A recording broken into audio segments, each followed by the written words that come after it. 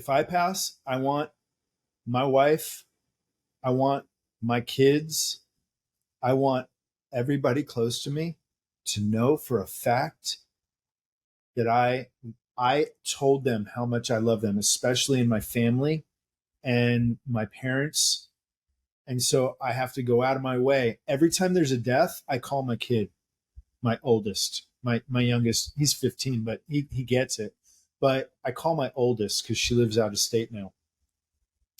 And I tell my oldest, hey, Ian passed away, made me think of you. He didn't know he was doing fentanyl. I want to just, put that in your head, you know, be careful out there.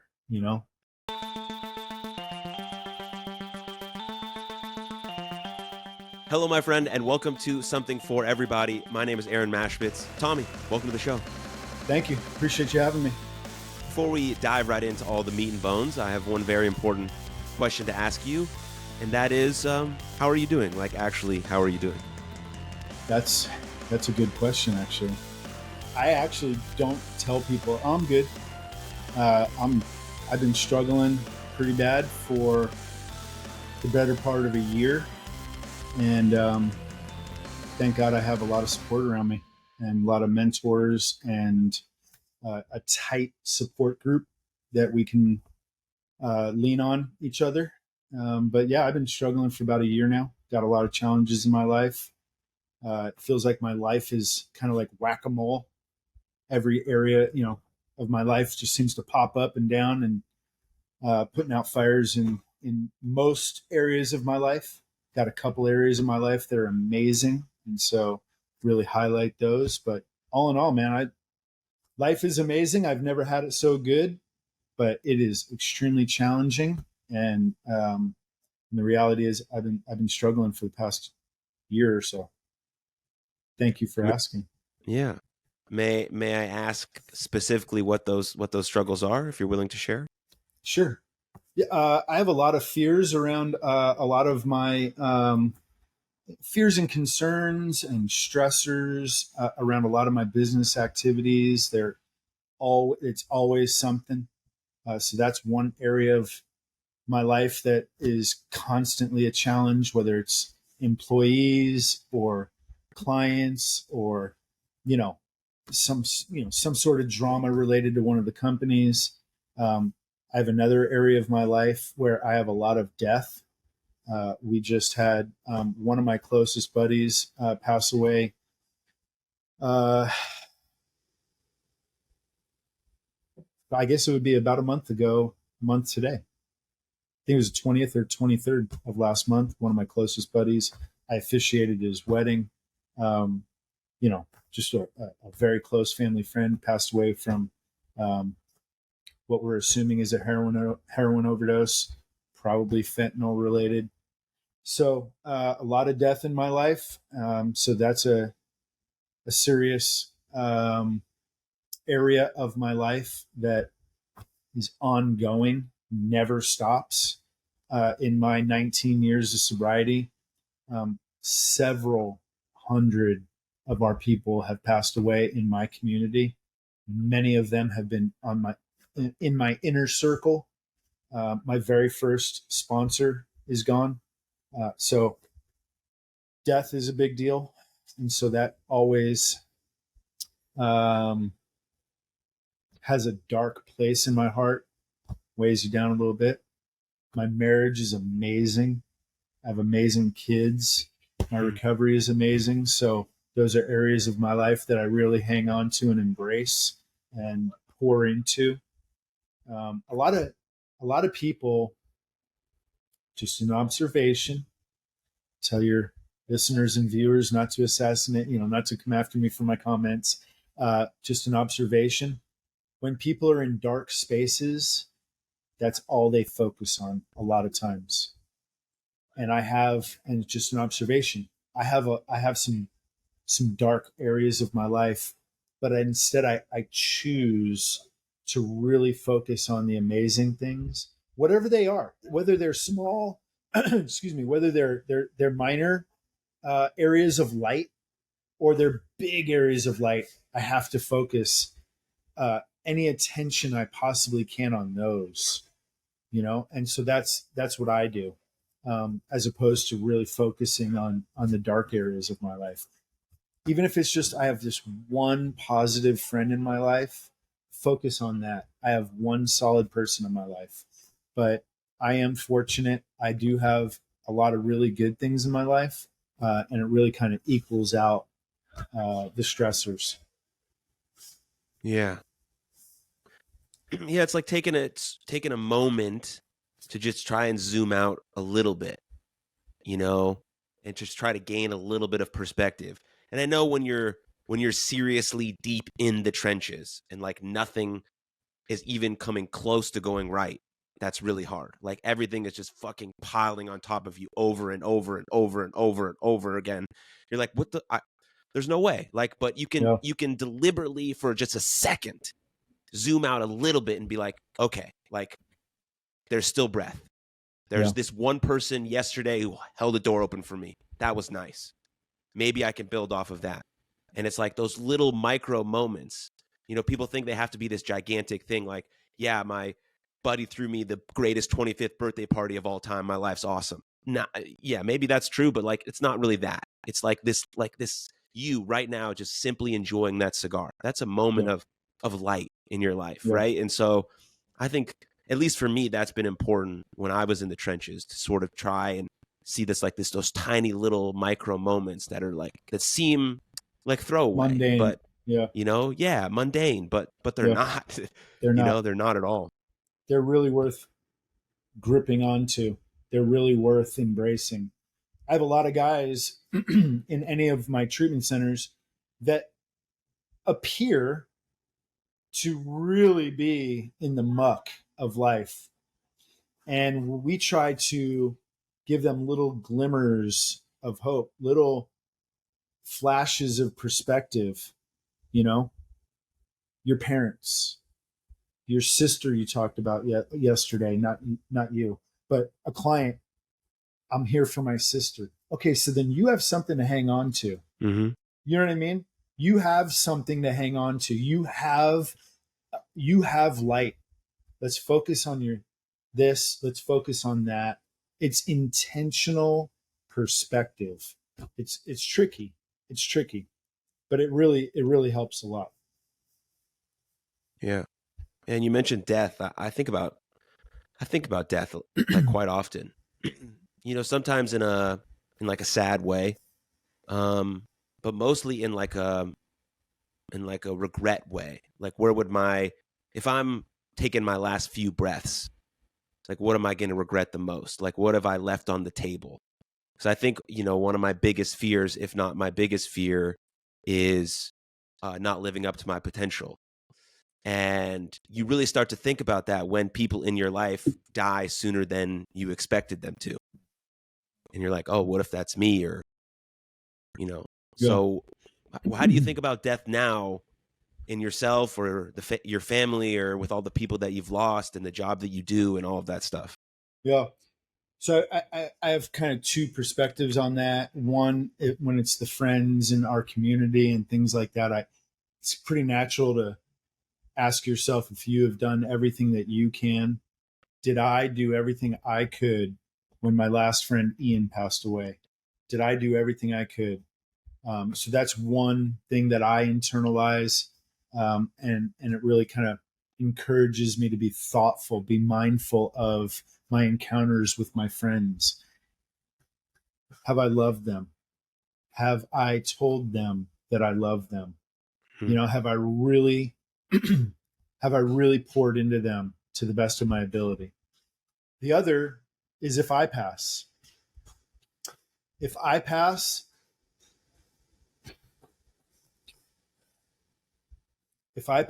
I want my wife, I want my kids, I want everybody close to me to know for a fact that I told them how much I love them, especially in my family and my parents. And so I have to go out of my way. Every time there's a death, I call my kid, my oldest, my youngest. He's 15, but he gets it. But I call my oldest because she lives out of state now. And I tell my oldest, hey, Ian passed away, made me think of you. He didn't know he was doing fentanyl. I want to just, put that in your head, you know, be careful out there, And I remind her how much I love her and how much she means to me. And I do the same with my wife. I do the same with my son. My son, you probably remember being a teenage boy, Mm. you're like kind of half retarded, you're like, just like, you're like a 9-month-old Great Dane. You can barely walk and run, and you're like, ugh. So my 15-year-old's kind of like that. Almost everything he says is like, I don't know. Okay. So I tell him constantly throughout the day, while he's at school, I'll shoot him a text. How's your day, son? Just want to remind you I love you. Now, when we're in person, he's in his bedroom playing video games, doing whatever he's doing. I come in there, shake his leg, and say, hey, man, just want to remind you I love you. Love you. Sometimes I remind him, I tell him, son, when you get older, I want you to remember how often I told you, how often your pop told you that he loves you. Hmm. My pop has probably told me he loves me maybe twice in my 50 years of life. My pop, that's just not how he communicated. He never he didn't tell you, he didn't say, hey, I love you, kid. And that would have meant the world to me.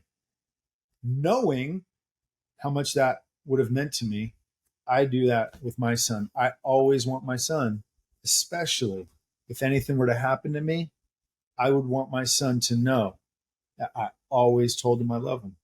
And that really applies to all the people around me, Mm. So when I think about death and it's people around me, did I do everything I could to encourage them? Did I do everything I could to reach out to them? Did I, the answer is not always yes.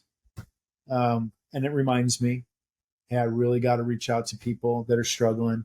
I really got to be that guy, be that friend. And then when it comes to my own death, like you said, have I lived up to my potential? But I've overshot the mark in life, man. I've overshot the mark. And so I'm in the bonus rounds. I've been in the bonus rounds for a number of years. And Mm. so it's not that I've made it somewhere, but I've made it a lot further than anybody thought I would. Trust me. And what's more important to me is, when was the last time I told my mom I appreciated her? When was the last time I told my wife, my kids, et cetera, the people closest to me, how much I love them? That means a lot to me, because if I pass, I want them to know Mm. without the shadow of a doubt that I love them. Yeah. It's hard to like really embody that unless something happens in your life, I think. Yeah. Because you see it all the time on social. A lot of podcasts, very smart people are saying the same thing. Like, tell people that you love them, because the last time could be the last time. That's legit. But we don't really realize that until it actually is the very fucking last time. And then we're like, oh, I should have repaired that relationship. I should have told them I love them. I should have had that dinner with them. I should have this, Yeah. that. And you can't predict the future. I understand that. And so I'm Right. not saying that you should, always do it all the time. But there's those moments you feel in your gut that you should do something, and that you should reach out, or you should say this, or you should have that conversation, or you should plan that dinner. Like, do that. There's a gut reaction in your body that's always telling you to do that thing, and you Mm-hmm. got to act on it most times, because Yeah. it's important. It's really important. Hey, look, we're not psychics. You know Hmm. what I mean? We don't know what's going to happen to you and I later this afternoon. We don't know what's going to happen, et cetera, et cetera. We don't know what's going to happen. But every encounter, I am in a situation where I have a lot of death around me, a lot. And so I have constant reminders: appreciate life, tell people you love them, pour into people, mentor people, bless people. I am just, I don't want to call it fortunate. I am just positioned to where I have so many reminders around me. Not everybody has that. I get that. But I'll tell you, everybody's got somebody that they can show some appreciation to or pour into, mentor.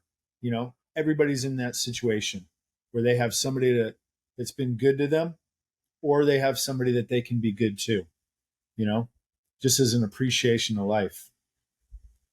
Yeah, absolutely. To give people some context, I think this is important. You work heavily. What you're referring to, you work heavily in the mental health and the addiction field. Could you give people just a little more perspective about the businesses you run and the things you do and see day to day? Sure. So real quick, I've been in recovery consistently 19 years without relapse. Um, March 12th, 2004 was my first day sober in many, many years. And so I've been sober for over 19 years now.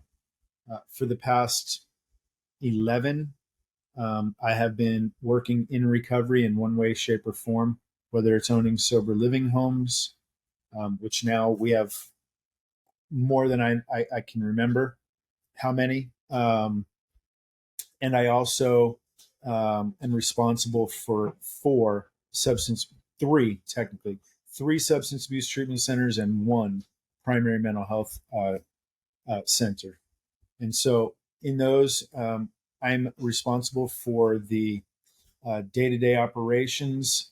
My specific job is to manage the budgeting, manage the marketing, and manage the managers. Those are my specific job duties.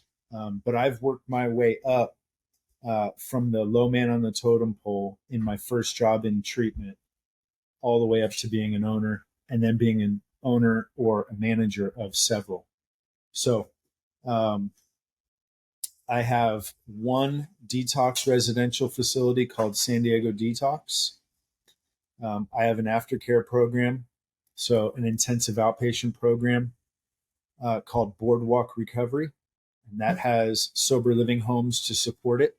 That's an 80-bed facility. I'm responsible for managing a women's program called Soledad House. That's a similarly sized program for women. Also in San Diego, in Pacific Beach specifically.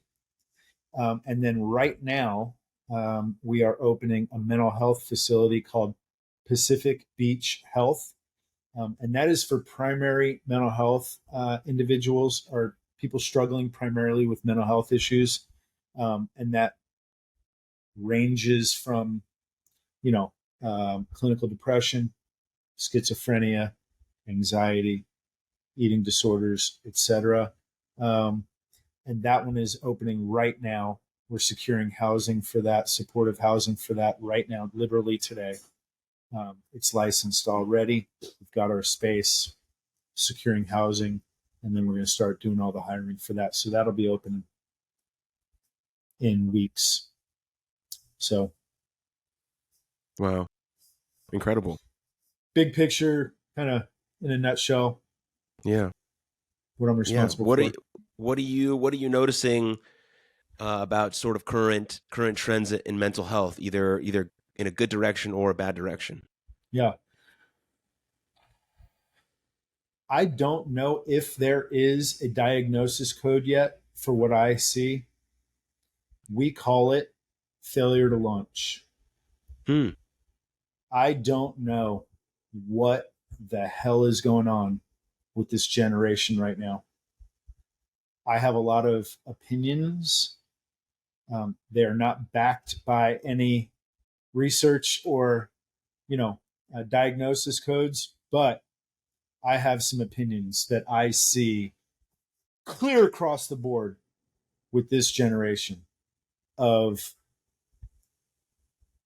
individuals that have the hardest time motivating, the hardest time taking initiative, the hardest time getting after it for themselves. They are individuals that are literally going to be homeless and cannot manage to go get applications, fill out the applications, return the applications, appear for a job interview, then make it to your first shift, much less 6 months or a year of shifts. Or go online to, Walmart's website, figure out how to get on the app, figure out how to find their application online, fill out their application. They can't. It's just the strangest thing of unmotivated individuals. I mean, in the masses, I see that a lot. I mean, that is by far most prominent situation I see with the younger generation, younger folks that I am around, whether it be from, call it 18, 19, up towards right around 30. Individuals from 30 and up, we get it. We get after it. We can, we know how to address an envelope. We know how to, I'm not kidding. I These know. people, they don't know how to address an envelope. They don't know how, they don't know where the stamp goes, they don't know how to address an envelope, much less. Now, look, I mean, most people don't write checks anymore, but I guarantee they don't know how to write a check. I'm literally meaning the simplest of tasks: grocery shopping. You have $100 a week. You cannot spend it all on Oreo cookies and energy drinks and cigarettes. That you, what? So the simplest of life skills, I don't know what is going on. I'm not kidding. I don't know if the parents are to blame. I don't know if social media is to blame. I don't know. I don't know, man. That is by far, hands down, what I see the most. I do see a lot of trauma. I do see a lot of sexual trauma, molestation when individuals are young. No doubt, no doubt, that really jacks up any individual. Another thing that I see a lot of, and this is, this isn't new, but I see a lot of divorce in individuals' upbringings. That jacks a lot of people up. Jacked me up. That if I had to pinpoint something, I would pinpoint that as where, my soul took a turn. So I see a lot of that. That's what I see the most of. But this internal motivation you think is just not there to want to just like go out and get stuff done and be the best version of themselves. You think that's lacking? I don't. I wouldn't even say the best version of themselves. I'm just saying simple life skills to feed yourself, to provide for yourself. I'm not kidding. To provide for yourself, to live indoors, to wash dishes or make your bed or brush your teeth. Don't wear pajamas outside the house. I'm not kidding. I saw a guy come in. He came in. He was really excited. He was going to go look for a job that day, and everybody was really fired up. What are you going to wear?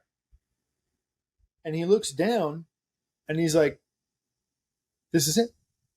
He was wearing pajama bottoms. And so just the awareness that you would shower first, you'd put on probably the best clothing you own. It's probably not going to be much if you're in treatment, but do the best you can. Shave, if that's what you do, shave, brush your teeth, look presentable. He didn't even know that. He didn't even know that. We had to have somebody go back, take him home, help him with what he owns. This works and this works. This is what you're going to wear, and send him out appropriately. Hmm. So, so it's not to go out and be the best version of yourself. That's so high level thinking. That's so advanced. I'm really talking about the simplest of life skills is lacking in this generation. It's a trip. I see that Yeah, the most. I was reading something about how they are getting their driver's license much later or just not getting it at all. I thought that was very Explain interesting. that. Explain that. Yeah. My I've kid would been be one of them. My teenager. He turned 15 and a half. He can get his permit. Was he knocking on their door at the DMV trying to get his permit? No. He's like, eh. I'm like, son, I mean, I'm literally going to buy you a car. You can take your girl out in it. Why are you not hounding me to take you to the DMV to get your permit? I don't get it. Hmm.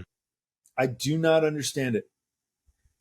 Do you think it's a lack of mentors, maybe lack of role models? Kids are especially youth kids are playing sports much less than they did, in my generation and in your generation. I Yeah. think maybe those are a few factors. What do you think? Yeah. Okay. I think that it does start in the home, and that's a topic all in its own, whether it's a broken home or, you know, um, a, a f- it could be a number of things. It could be spoiling a kid. Look, Hmm. my teenager, he's got it good. He's got it good. But in my home, we make it very clear what's not going to fly. You are not going to disrespect us. You are not going to, you know, drink and drive. You are not going to disrespect girls at school. You are not, I mean, and this is the expectation. You are going to respect your mom and your dad. You are going to get a job. These are the expectations in this house. This is what we do as a family. Now, in a lot of homes, I don't think that that's happening. I think that kids are just given whatever whatever, and they're not like really kind of mentored and forced, and the ground rules aren't laid out young, and so they're not really brought up. My kid, my teenager, and my oldest, I don't want to discount my oldest, but my teenager's 15 and a half. That kid has been grinding since he was 13, grinding, working 6 days a week, grinding, volunteering for the record, volunteering at the church like 5 or 6 days a week, grinding. And they finally offered him a job when he hit 15 and a half, grinding. And so that's kind of how that's what he's seen in his mom and I, but that's really what we've instilled in him. If you want, if you want what we have, you got to do what we do. And in Hmm. this house, we grind to get what we've got. You know what I mean? And so I think that a lot of that's not happening. And so you've got this safety net under kids. You know, I don't have to grind. My parents will catch me if I fall, type of thing. I don't have to pay rent. Mommy's going to cover it, type of thinking. And then I also have observed families where it's not happening at all. There's no one doing any mentoring at all. There's no one. There's no safety net. They're just like wild animals, and just not figuring it out, and nobody helping them figure it out. And so, in my places, in my centers, we focus heavily on life skills. Hmm. That is a major piece of what we do, and our whole program, a majority, I shouldn't say our whole program, a majority of our program is really catered towards that younger generation that is not figuring it out. And so we're there to help them figure it out. and the programming is built that way. And then there's another segment of the program that's for the more mature adults that don't need any hold hand, and they don't need their hands held. They can't wait to get back to work, can't wait to get back to the family, things like that. For the older guys, they don't need that. But for the younger cats, our program is really built and designed to get them those life skills that they're going to need.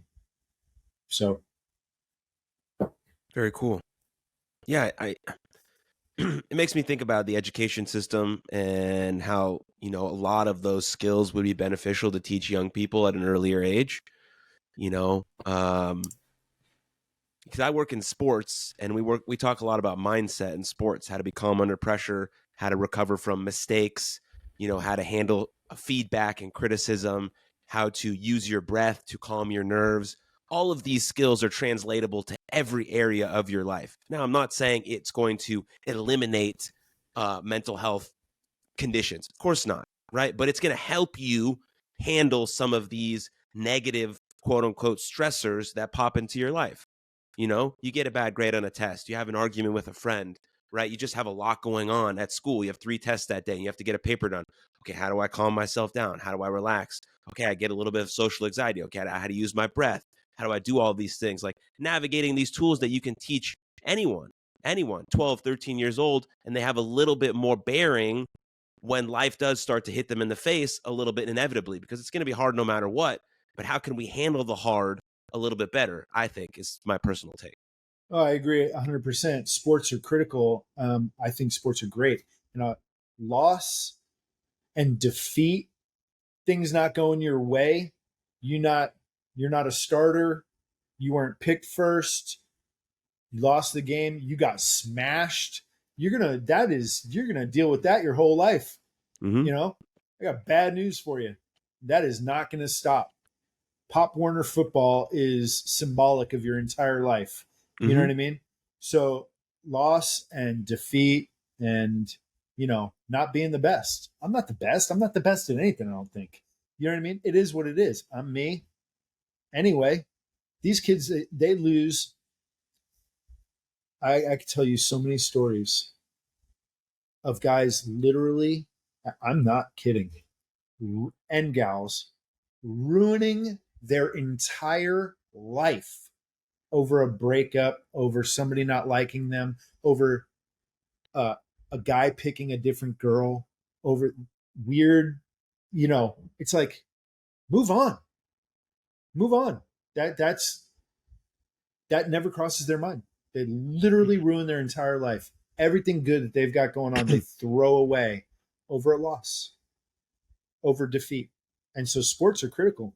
I think sports really build that up in them, getting beat up, and pressing on. Get beat up, press on. It's not, look at, a girl breaks up with you. It's not the end. It is not the end. You lose a job. It's not the end. You didn't want to work at Taco Bell anyway. It's not the end. You know what I mean? Mm-hmm. And so I see a lot of that where they're just soft, straight up soft. And, we've kind of, in my house, kind of tried to wire the kids a little bit different, different than the norm. We wired our kids similar to the way that we're wired, where, you're going to press on. You're going to take your licks and press on. You're going to get beat up here and there. I tell my kid all the time, I tell my boy, I tell him all the time, son, you are going to get your ass kicked someday. Just know it. You are going to get beat up. It's not that big a deal. It is not that big a deal. But just don't think that you are invincible. You're going to take your licks, you're going to shrug it off, and you're going to press on. I think sports is a big deal like that. You learn a lot of that in sports, especially wrestling. Bro, you get manhandled. How do you feel after you get dumped on your head, dude? You know what I mean? Seriously, you get tied up. You get tied up and slammed in front of your family. Come on, you know what I mean? Yeah. Seriously. But yeah, I mean, it's like learning that two things can exist at the same time. Like, yeah, this Absolutely. situation sucks. Like, I'm allowed to be sad and angry and maybe embarrassed, whatever feeling you want that you think is not good, but also at the same time be like, nope, but I'm still gonna keep showing up. I'm still gonna keep showing up. I'm still gonna keep showing up. Now, there's time in there 100%. where you can take a little breather and give yourself some grace and all of that good stuff. That's very, very important. But you have to ultimately know that you're going to keep showing up. Like, those two things can exist at the same time. Like, yeah, it sucks that I just got my ass beat and I'm a little embarrassed and my neck hurts and I can't turn my head when I drive. I have to move my whole body around. But I'm Yeah. going to fix And myself up. and the kids are joking about how you got dumped on your head. And you Right. go back It's to like, school and you're like, anyway, you weren't wrestling. You didn't compete. were You you in know, the arena? That's all that I you ask. weren't Were you in there. the arena? You know? So, Exactly. and then you keep showing up and then things start to slowly go uphill for you. And so I think that's important. But yeah, so, I agree. but I want to ask you, where was your life at before you got sober 19 years ago? Homeless, homeless, living in a stolen Jeep Cherokee on an island. People think I'm kidding when they don't. It's a literal island here in San Diego. It's called Fiesta Island. It was originally created as a sewage processing plant, and then that sewage processing plant went away, and now it's just an island. I lived on that island, parked my stolen Jeep Cherokee behind a little cut of bushes, and that's what my life looked like. I had burned every single aspect of my life to the ground, exhausted every angle, every hustle, every. I literally could not give a bag of dope away for free. There was no one left in my life. Even the people that I was doing crimes with for the number of years previous had all gone away. And I was left all alone in a stolen Jeep Cherokee on an island built for sewage processing, and couldn't give a bag of dope away for free. That's what life looked like right before I got sober 19 years ago. Was that rock bottom or was That there a was the end. moment? That was it. That was the end. So what happened was I had been in a car accident a little bit before I appeared for court. I did my last shot of speed, drank a 24-ounce can of Budweiser, showed up for court out of my mind. Judge locked me up. And when I reappeared for sentencing about a month later, I agreed to 7 years in prison. Um, there's more to the story. I agreed to 7 years in prison. I had negotiated down from 11 to 7 and went out to the courtroom, stood in front of the judge. The district attorney said, Mr. Hathorn has agreed to 7 years. Judge said, is that what you've agreed to? I said, yep. And then he said something that changed my life forever. He said to the district attorney and to the public defender I had, has Mr. Hathorn ever had a shot at recovery? And I looked at my public defender. Why didn't you think of that? And then I looked at the district attorney. I mean, we were all looking, all three of us were looking at each other like, you know. And I said, no, sir. And the judge looked at the district attorney and the public defender, a little bit baffled. All my cases have always been drug related. He looked at them and he said, why aren't we giving this guy a shot at recovery? Huh. I think we should give this guy a shot at recovery. And I was like, fucking A, we should. You know what I mean? Like, yeah, give me a shot at recovery, man. You know? And the judge, man, gave me one shot. He said, if your name crosses another judge's desk, you're going to prison for all 7 of these years, and then whatever the next judge has got for you. I was like, deal. And they have never seen me again. They never saw me again. I took that opportunity I'm still running with that opportunity. Hmm. Why do you think that worked for you? And why do you think that judge gave you that opportunity? I don't think that worked for me. Mm. Before I had reconciled in my heart that I was going away for 7 years. Okay. I saw that as a blessing. I saw that as an opportunity. I saw prison as an opportunity, as a For breather, okay. as a way for me to get out of the life I was living. I saw prison as a step up from the way I was living. So I was already reconciled with this is my shot. Prison was my shot. So the fact that the judge gave me an opportunity at recovery was icing on the cake in my mind. Obviously, amazing, amazing icing on the cake. But I had already seen going to prison as an opportunity to change my life.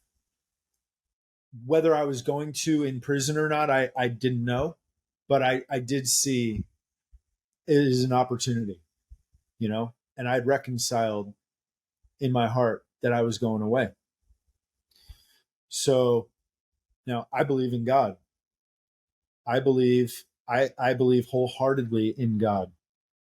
And I believe that God knew what I was about to do with the opportunity he gave me through that judge.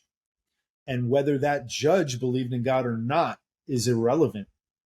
God is God. And God worked through that judge, whether he knew it or not. And giving me that opportunity, God knew what I would do with it. And what I have done with it is, I mean, I think, look, I can never repay God for all the amazing opportunities and saving my ass a million times. I mean, I've literally had guns in my face pointed at me by real killers. And the fact that God has spared me and given me all the opportunities he's given me, I can never pay him back for all that. But I sure try like hell. Hmm. I sure do try. And I think that, God knew what I was going to do with the opportunity. And so when you got into recovery, what sort of practices work best for you to sort of get you on that path or keep you on that path, or at least that you still use today? So desperation Hmm. and willingness. On the last show I was on, I joked it is a joke, but it's kind of it's kind of real. I was so willing to do whatever it took to stay out of prison, get my lady back in my life. I've been with my wife for 32 years. We were in addiction together. I mean, the whole, disgusting. So I wanted my girl back in my life. I wanted my daughter back in my life. I was willing to do whatever it took. If my first sponsor said, "Hey, we're going door to door and we're handing out Alcoholics Anonymous brochures," I was going to be going door to door handing out Alcoholics Anonymous brochures if that's what was going to keep me sober. Whatever it was going to be, the little badge, the name tags. Hi, my name is Tommy Hathorn. I would have done whatever it took. Now, I say that jokingly, but I'm not joking. I would have done what I was. I've always been super willing to do whatever it took to stay sober. Good thing in Alcoholics Anonymous, we don't go door to door.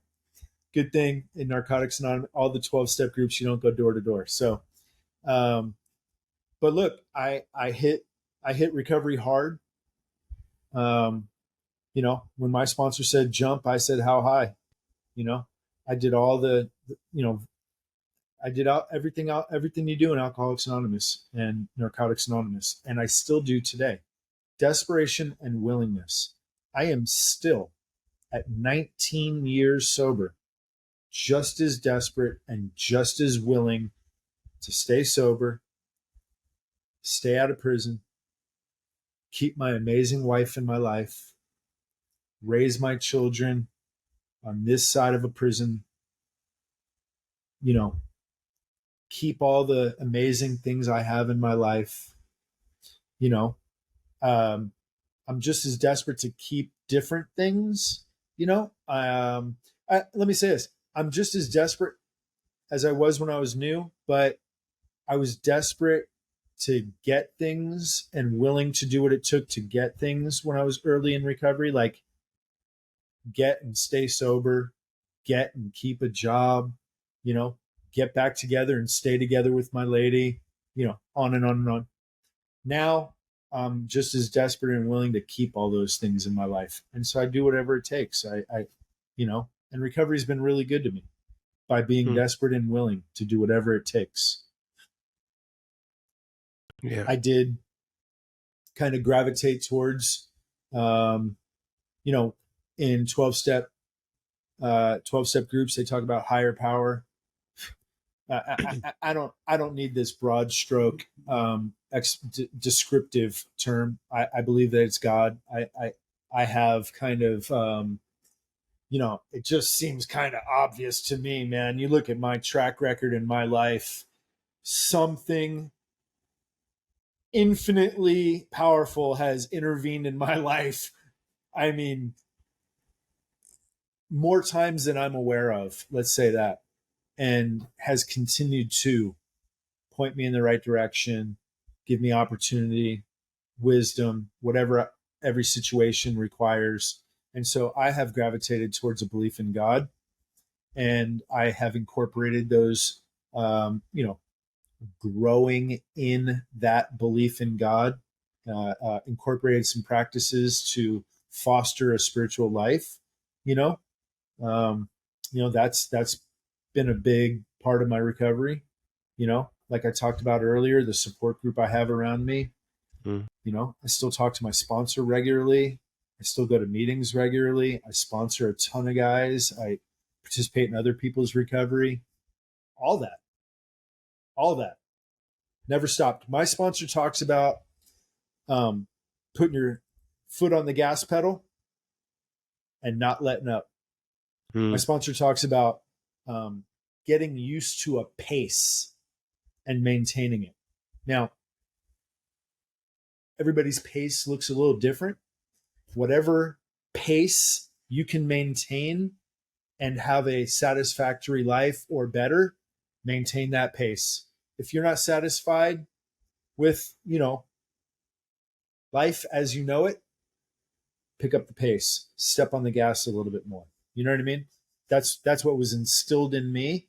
That's what my mentors put in me, and that's kind of how I live today. Hmm. I want to get your take on this phrase that's commonly used in sort of the addiction space. Uh oh. Um, quote unquote, addiction is a choice. What do you think of that? Wow. Wow.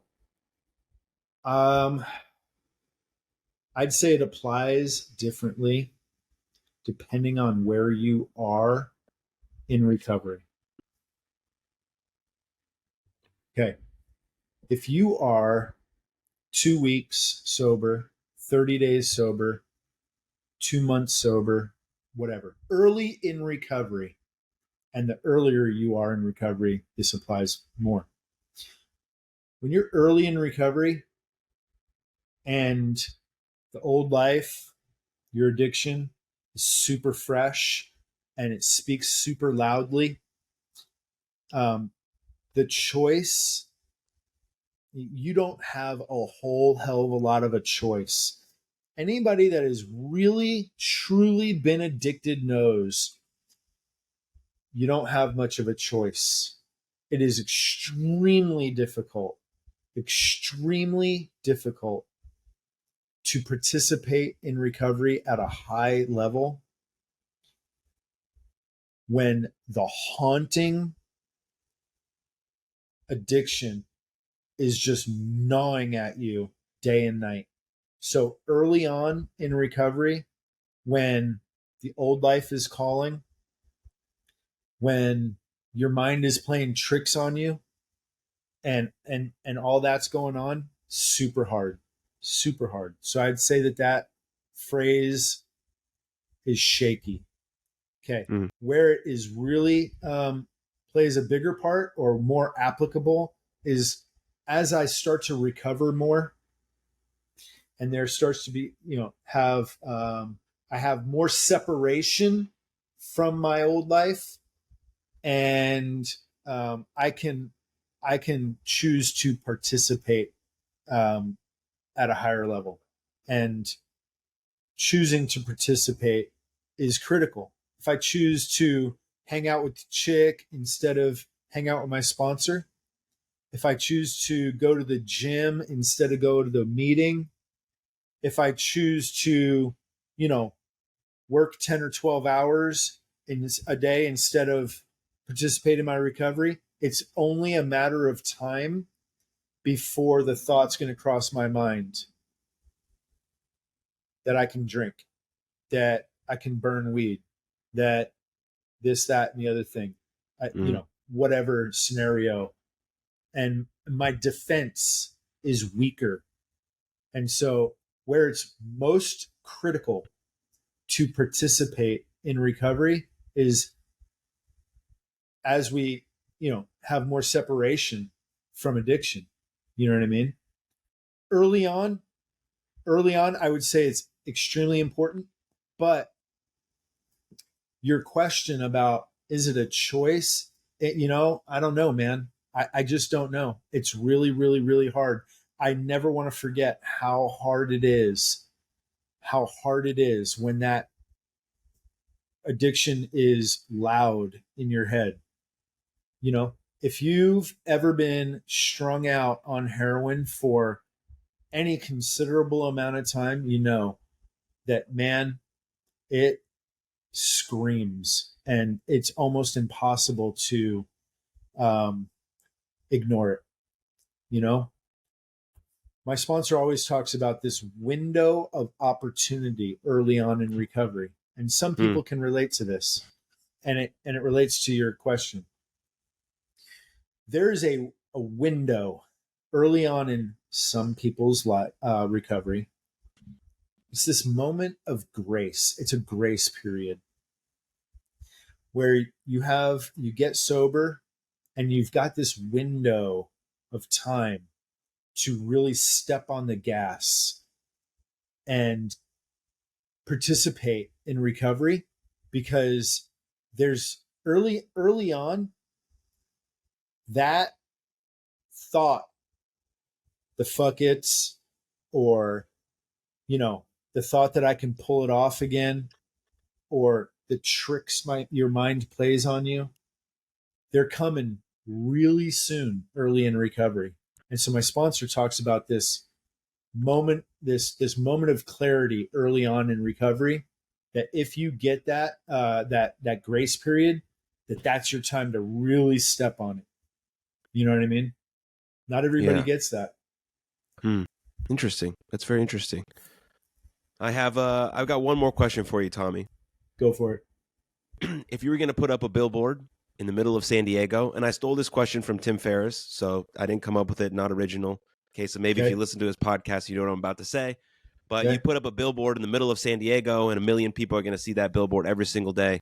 What are you going to put on it? Wow. On the spot like that. Yeah. Wow.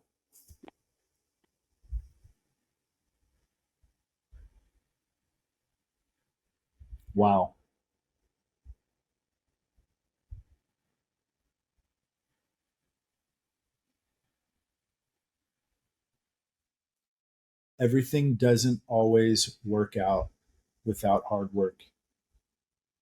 Get busy. Beautiful. I love it. Let's throw it up on a billboard right now. You got to get to it. Yeah, man. Laziness and procrastination is a curse. It's awful. Get to it. Yeah. One small step is still a step forward. 100%. 100%.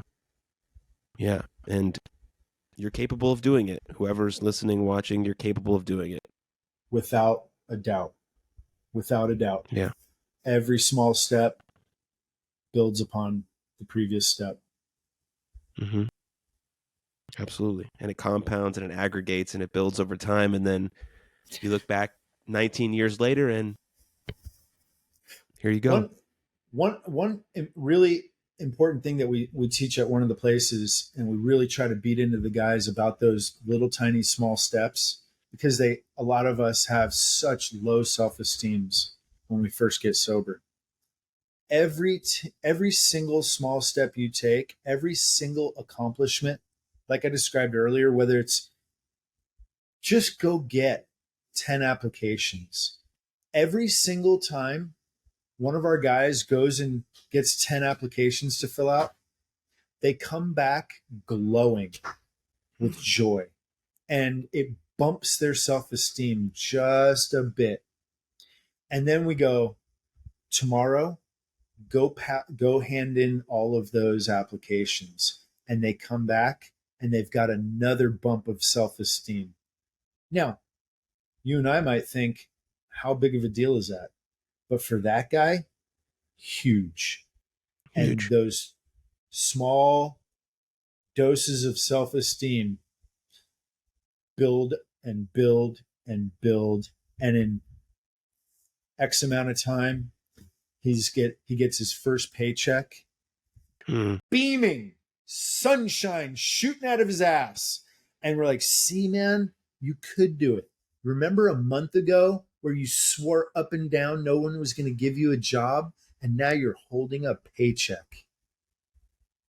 And then and you build on that. Now that you got a paycheck, here's how we budget it. Let's start with, here's how to go grocery shopping. here's how to stack some chips, man, so you're not paycheck to paycheck every week. Here's how you pay your own cell phone bill. Here's how you save for rent. Here's how you save for your first car. And all of these milestones, I love. Oh, it's one of my favorites, is when a guy can tell his parents, usually his mom, I want my cell phone put in my name. I'm willing to take on my own cell phone. So badass, man. That's what we live for. That's what we do. Everything we do for. And then he gets a 30-day chip, 30 days sober, and he gets 60, 90, 6 months, 9 months, and he gets his 1 year sober chip. And he's been sober a year, and he's maintained a job for like the past 9 months, and he's thinking about his own apartment coming up, and he's like, all started from that tiny little step. Just go get 10 applications. And it all started there. Whatever. And I'm just using that example of the applications, but it's so applicable to all these different areas of life. You know what I mean? It's so applicable. It's beautiful. It's a beautiful story about the capacity of the human spirit to just pick yourself back up, dust yourself off, and keep moving forward, and become the person that you're capable of becoming. So sometimes they're giant steps. Sometimes they're giant steps, and sometimes they're small steps. As long as they're steps, man, and they're forward and not backward. You know what I mean? That's right. Yeah. Well, thank you, Tommy. Thank you for the person you are, the work you do in this world, the stories you share, the people you help. Doesn't go unnoticed. So thank you, and I really enjoyed this conversation. Aaron, I appreciate being on your show, man. Pleasure meeting you. Talk to you soon. Appreciate it. What's up, everybody? Thank you for tuning into that episode. And if you enjoyed it, click here for another full-length episode of the podcast. And please don't forget to subscribe. But above all else, most importantly, please take good care of yourselves and others. And I'll see you next time. Lots of love. Cheers.